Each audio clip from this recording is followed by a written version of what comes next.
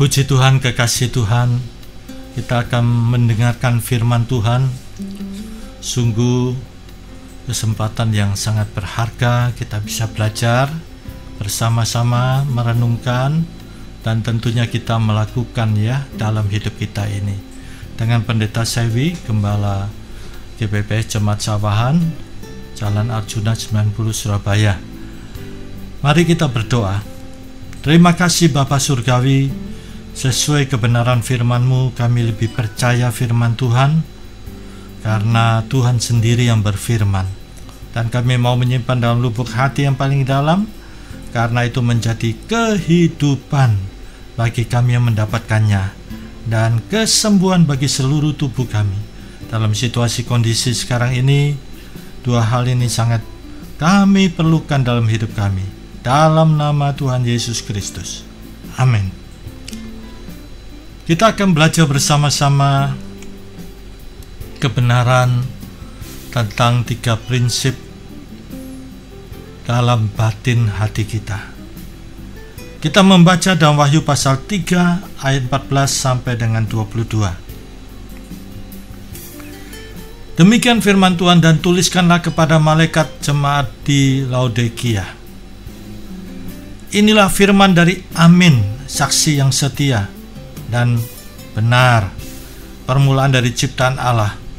Aku tahu segala pekerjaanmu, engkau tidak dingin dan tidak panas. Alangkah baiknya jika engkau dingin atau panas. Jadi karena engkau suam-suam kuku dan tidak dingin atau panas, aku akan memuntahkan engkau dari mulutku. Karena engkau berkata, aku kaya, dan aku telah memperkayakan diriku, dan aku tidak kekurangan apa-apa.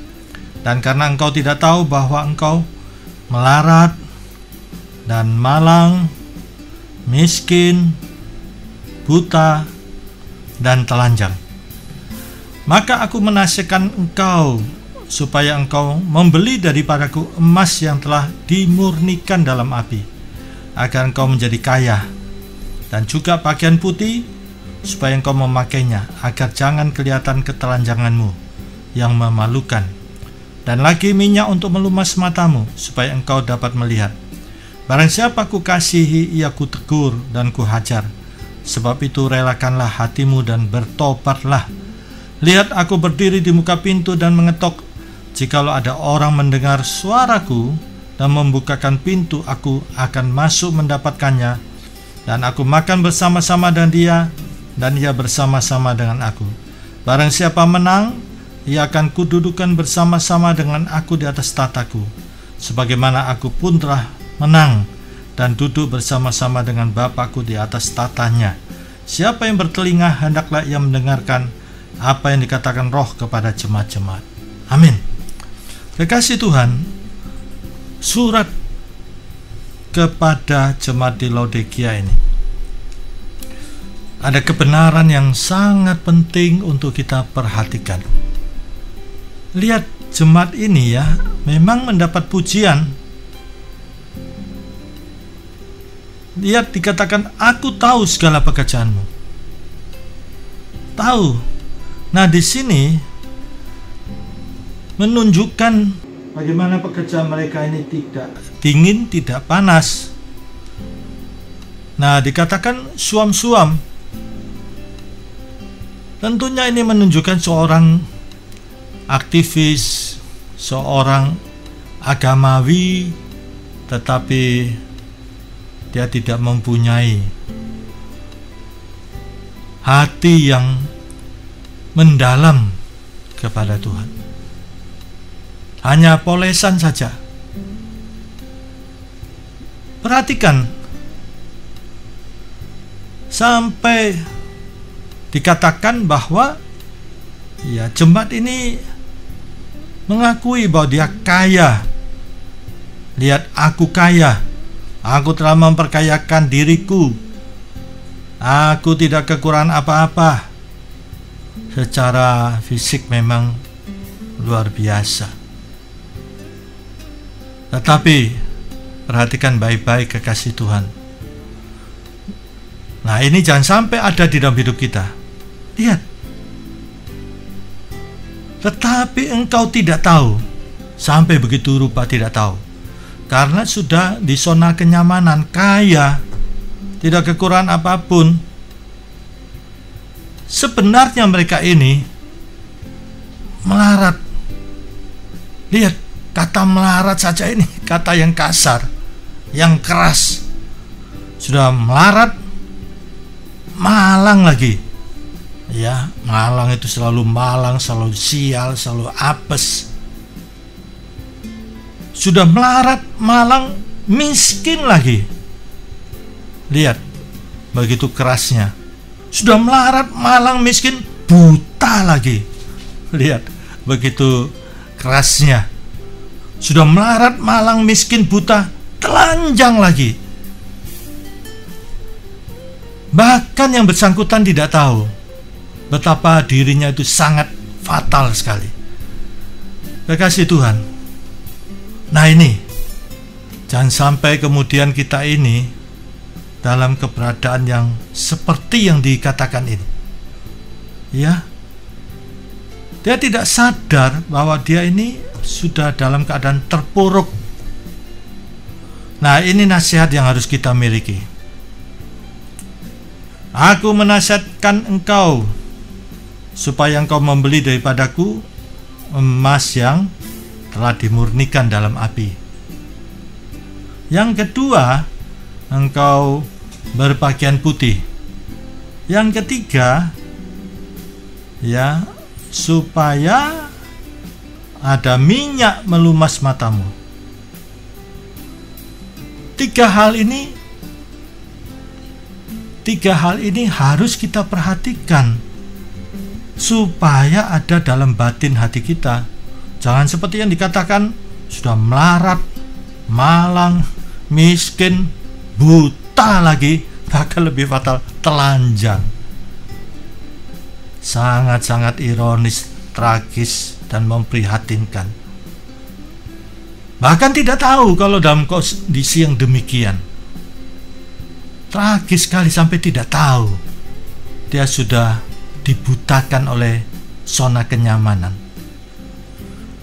Lihat, tiga hal ini sangat penting sekali. Ya, membeli emas yang dimurnikan dalam api.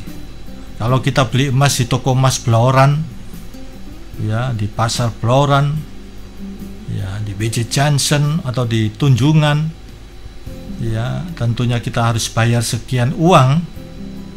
Ya, tergantung emas yang bagaimana bentuknya dan kadarnya. Lihat, beli kepada Tuhan. Kalau beli kepada Tuhan, langit bumi Tuhan yang punya, emas perak Tuhan yang punya. Pasti Tuhan tidak akan memungut biaya. Dia akan, ya, memberikan kepada saudara dengan cuma-cuma. Sebagaimana dalam Injil, karunia itu diberikan dan cuma-cuma, maka kita pun harus melayani dengan cuma-cuma, jangan dikomersilkan. Yang penting kita perhatikan apa? Agar apa? Agar engkau menjadi kaya. Nah, menjadi kaya di sini saya bukan mengajarkan teologi kemakmuran. Ya, berkat materi, uang, bukan. Ya, kaya akan kasih karunia Tuhan, kaya akan rahmat Tuhan, kaya akan anugerah Tuhan. Ini kebenaran yang sangat kita perlukan, bahkan berlimpah-limpah. Lihat yang kedua, berpakaian putih. Apa manfaatnya? Agar tidak kelihatan ketelanjanganmu. Ini, saya ingat ada kesaksian seorang pendeta yang dulunya dukun di Afrika. Ketika dia masih dukun itu, alam roh itu terbuka di mata batinnya. Dia bisa melihat alam roh, dan dia melihat rumah umat Tuhan, keluarga-keluarga rumah umat Tuhan yang tidak dilindungi dengan darah Yesus Kristus, itu menjadi sasaran empuk dari iblis. Bukankah dalam Yohanes pasal 10 ayat 10a, iblis datang untuk membunuh, membinasakan, menghancurkan. Yesus datang supaya kita mempunyai hidup. Akan dikatakan apa? hidup yang berkelimpahan. Yohanes 10 ayat 10b. Hidup yang berkelimpahan ini hidupnya Tuhan. Bukan hidupnya makhluk-makhluk atau tumbuh-tumbuhan, hidupnya Tuhan. Hidup yang lebih dari kelimpahan materi, hidup yang berkemenangan atas dosa, hidup yang bahagia, hidup yang penuh damai sejahtera. Luar biasa, ini hidupnya Tuhan. Ini. Kemudian kita perhatikan, supaya ada minyak untuk melumas matamu. Untuk apa? Supaya dapat melihat. Supaya dapat melihat terang firman Tuhan itu di masa sekarang ini ya. Alkitab sudah menjelaskan, kalau kita memperhatikan 2 Timotius pasal 3, hari-hari akhir akan datang masa yang sukar. Demikian juga di dalam Efesus pasal 5, hari-hari ini jahat adanya. Dan di dalam Yudas pun kita bisa membaca, ya, akhir zaman orang-orang mengeluh, bersungut-sungut tentang nasibnya dan mengeluarkan perkataan yang bukan-bukan, kata-kata nista. Kalau kita lihat situasi kondisi sekarang ini, wabah virus yang sudah pandemi, bukan saja pandemi, sudah endemi, sehingga kita harus berdampingan, kita hidup harus berdampingan dengan alam yang sudah terkontaminasi virus COVID-19 ini. Sehingga mau tidak mau ya jalani hidup ini. Ya, karena belum ada vaksin, obat untuk virus ini, dan virus ini mematikan, apalagi mereka yang punya penyakit bawahan sangat-sangat cepat menular. Nah, lihat akhirnya ya di seluruh dunia ya jalani dalam kehidupan dunia yang sudah terkontaminasi virus corona ini.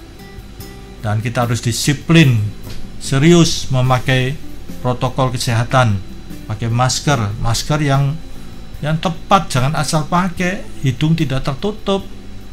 Ya, demikian juga mata kita kalau kita naik sepeda motor, ya kita di jalan, ya itu face shield aja itu tidak bisa menjamin kalau angin terbang, debu-debu itu terbang sampai kelilipan. Padahal di debu itu siapa tahu ada luda-luda dari OTG, orang tanpa gejala atau keriel.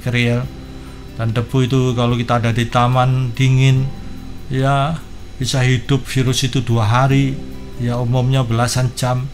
Tapi kalau dia di tempat yang dingin, dia bisa hidup lama. Nah, lihat coba kalau kita tidak disiplin di jalan, kita jalan, mungkin jalan-jalan olahraga, kemudian tiup angin begitu keras sehingga debu terbang dan masuk ke lilipan ke mata kita, tanpa sengaja kita ocek-ocek mata kita. Iya, nah lihat, bisa saja kita harus pakai masker yang betul, kacamata plastik yang betul, face shield yang betul. Kita harus cuci tangan karena kita berpegangan kepada benda-benda di sekitar kita. Kita tidak tahu apakah sudah terkontaminasi virus atau tidak. Kita harus cuci tangan. Ya, demikian sikut kita, mungkin kita ya ke toko-toko kecil yang ada kaca, kita pakai sikut.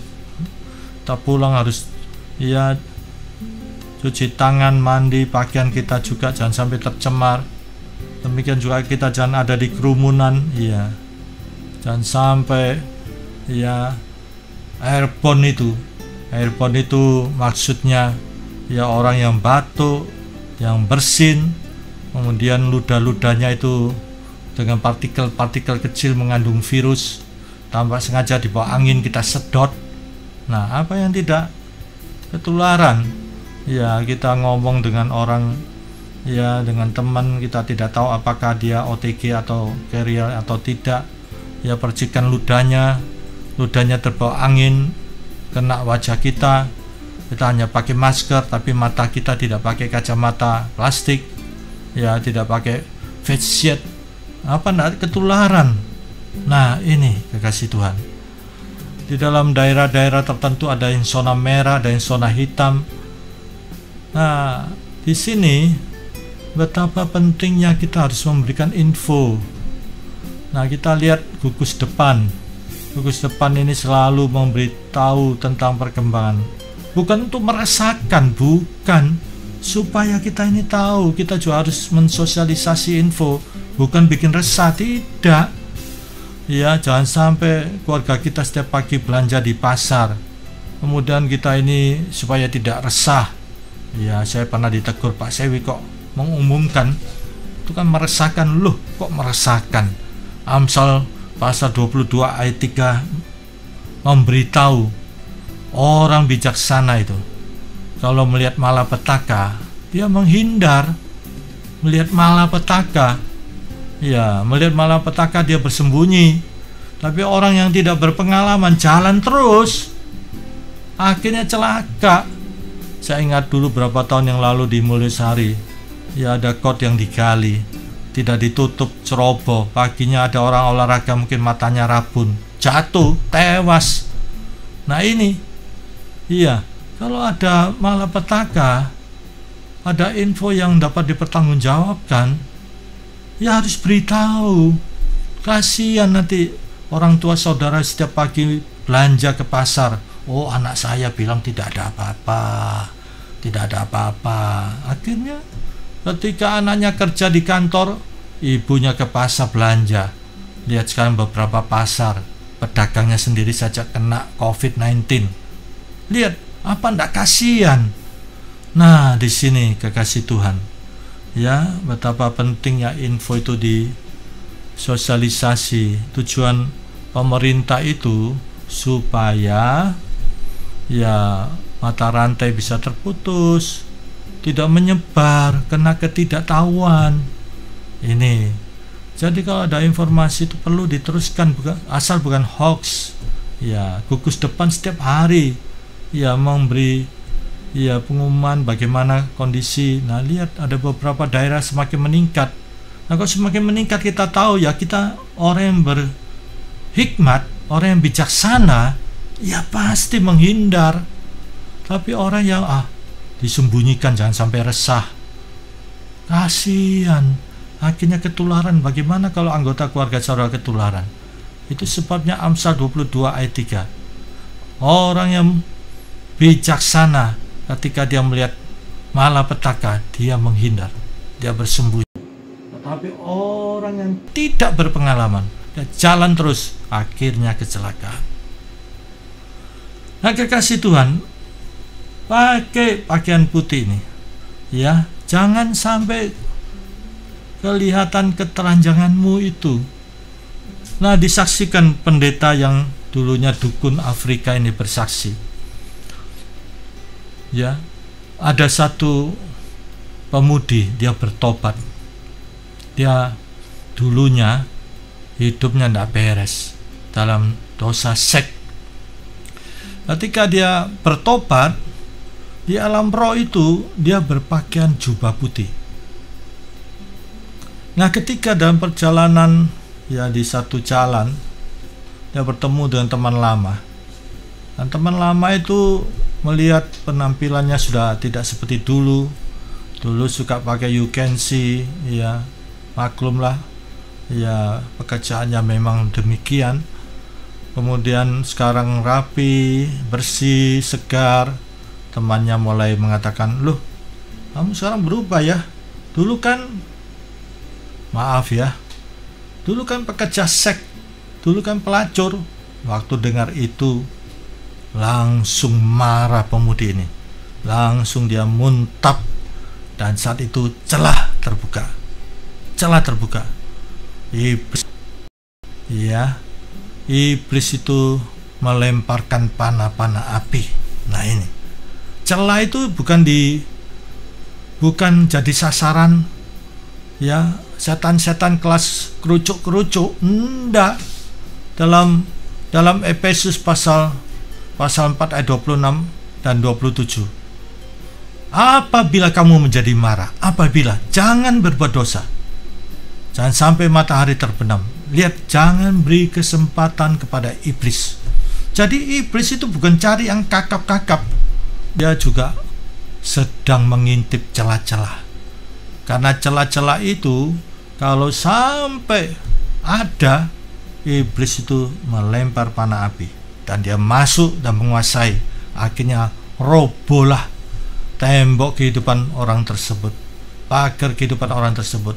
Akhirnya lihat, segala arah mulai menyerang seluruh sudut kehidupannya, seluruh aspek kehidupannya. Akhirnya jatuh terpuruk. Bukankah seringkali beberapa orang jatuh sampai sangat tragis, sangat memprihatinkan. Karena apa? Bukan batu yang besar, tapi karena kerikil-kerikil yang kecil itu tergelincir dan akhirnya jatuh hidupnya, malunya sampai begitu rupa. Dia harus bayar harga hanya karena kerikil-kerikil kecil. Dia harus bayar harga seumur hidupnya. Namanya tercemar, keluarganya juga kena dampaknya. Ini kekasih Tuhan. Nah, itu sebabnya kita harus berjubah pakaian kekudusan. Masakan kita tidak memahami bagaimana 1 Petrus pasal 1 itu. Petrus ini dulu nelayan, bukan orang punya pendidikan, nelayan. Dari kecil sampai besar di hadapannya lautan, nelayan, pantai, perahu, pasir, jala ikan. Tetapi luar biasa 1 Petrus pasal 1. Setelah dia menjadi murid, mengalami perjumpaan dengan Yesus, Rasul Petrus katakan apa? Siapkan akal budimu ini, siapkan. Kalau kita lihat dalam otak kita ini, sebelah kiri ini berpikir logika, nalar. Sebelah kanan berpikir intuisi. Kalau kiri ini nalar, berpikir nalar, logika, matematika. Tetapi kalau yang kanan ini itu intuisi. Nah, kalau seorang yang tidak hati-hati, otak kanan ini lebih berperan, hawa nafsu menguasai pikirannya, akhirnya membutakan pikirannya. Pikirannya cabul, dikuasai cabul, sampai 2 Korintus 4 ayat 4, tidak melihat terang firman Tuhan, dibutakan. Nah, kekasih Tuhan, akhirnya seperti Amsal katakan, hidungnya itu diseret oleh seekor lembu, diseret ke sana kemari oleh seorang penjajah seks, jadi bodoh. Nah, ini siapkan akal budimu, Rasul Petrus katakan, hiduplah kudus sebagaimana Tuhan itu kudus. Jangan menjadi bodoh karena dikuasai hawa nafsu. Itu sebabnya betapa pentingnya jubah kekudusan itu. Dan yang ketiga, supaya mata kita ini minyak melumas matamu. Supaya apa? Supaya engkau dapat melihat. Beberapa orang dibutakan oleh ilah-ilah zaman sekarang nih, ilah hawa nafsu, dikuasai nafsu, jadi bodoh, pikirannya jadi tidak bisa berpikir sehat, tidak mempunyai pikiran firman ini. Tuhan katakan supaya, Yesus katakan supaya kita punya pikiran Kristus, perasaan Kristus. Kasih Tuhan di sini, pikiran kita ini harus disucikan firman. Nah, mata ini kita lihat, minyak untuk melumas mata. Minyak itu pastilah semua orang akan setuju berbicara tentang Roh Kudus. Nah, kita lihat, kita harus kaya di dalam Tuhan dan berpakaian kekudusan. Dan ingat, Roh Kudus itu sebagai penolong. Yohanes 14:16. Yesus sampai minta kepada Bapa. Kalau tidak penting, tidak urgen, ngapain dia minta kepada Bapa? Yohanes 14:16. Supaya Roh Kudus itu diutus. Untuk apa? Untuk menyertai anak-anak Tuhan. Sampai kapan? Sampai Yesus datang? Tidak, sampai selama-lamanya. Jelas sangat penting. Holy Spirit, Roh Kudus itu akan membawa kita di dalam seluruh kebenaran. Yohanes 16 ayat 13-14. seluruh kebenaran. Kebenaran apa? Firman Tuhan. Firman Tuhan, tidak ada kebenaran lain, hanya firman Tuhan ini kebenaran yang sejati. Dari Kejadian sampai Wahyu, tidak boleh ditambah, tidak boleh dikurang. Di dalam Mazmur 19, lihat, lebih daripada emas. Ya, lihat, emas tua, emas yang seharga, yang mahal begitu rupa. Lihat, firman itu yang diucapkan Allah itu dalam Ibrani pasal 12 ayat 29, Allah itu api yang menghanguskan. Firman itu memurnikan.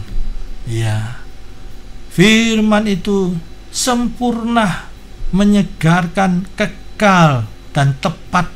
Mazmur 19, kita dimurnikan firman itu, kita dikuduskan oleh firman itu, sehingga hidup kita berkenan kepada Tuhan. Roh Kudus mengurapi kita, sehingga mata batin kita ini dibukakan. Kita mendapat pencerahan dari firman Tuhan. Tidak bisa kita menafsirkan firman Tuhan dengan keterbatasan kita ini. Kita dipimpin Roh Kudus supaya firman Tuhan itu dibukakan, sehingga kita ada suka. Kita mengenal kebenaran itu, dan kebenaran itu memerdekakan kita. Dengan kita mengenal kebenaran itu, dalam situasi kondisi apapun, dalam tantangan, kesulitan, kesukaran, kita tetap di dalam firman. Ini Yohanes 8. Kalau kita tetap di dalam firman, dalam situasi kondisi apapun, kita benar-benar murid Tuhan. Benar-benar murid Tuhan. Berarti ada murid aspal. Kalau kita mau dikatakan murid Tuhan, benar-benar murid Tuhan adalah kita tetap di dalam firman. Sekalipun kita harus rugi dalam mengambil keputusan, inilah kebenaran yang harus kita miliki. Jangan sampai saudara tidak sadar, sampai dikatakan apa? Nah, ini keras sekali, melarat. Wah, melarat loh saudara. Ini keras sekali, sudah melarat, malang lagi, suka apes. Sudah malang, miskin lagi. Sudah miskin, buta lagi, bahkan telanjang. Dan lebih tragis lagi, yang bersangkutan tidak tahu. Nah, mari, ini nasihat firman Tuhan. Kita ya dimurnikan oleh api Roh Kudus.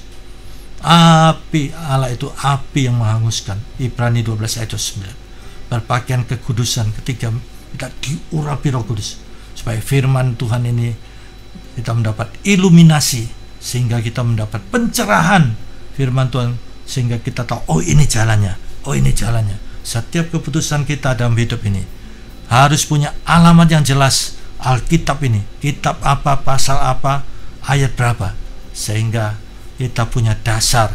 Dalam 1 Yohanes 5 ayat 13, semua yang dituliskan supaya kamu tahu bahwa kamu memiliki hidup kekal. Jadi kita tahu ini, iman kita ini bukan berdasarkan perasaan. Perasaan manusia itu labil, mudah digoyahkan situasi kondisi. Iman kita didasarkan firman Tuhan, dan itu iman yang mengalahkan dunia. Puji Tuhan, mari kita berdoa. Terima kasih Bapa Surgawi. Amin. Berdoa untuk para pendengar pada saat ini. Dalam nama Tuhan Yesus Kristus, setiap pribadi yang mendengar, Tuhan tolong, Tuhan buka jalan, Tuhan sembuhkan, dan Tuhan berkati bangsa negara kami Indonesia. Tuhan yang berdaulat, kami hanyalah hamba Tuhan memohon belas kasihan Tuhan.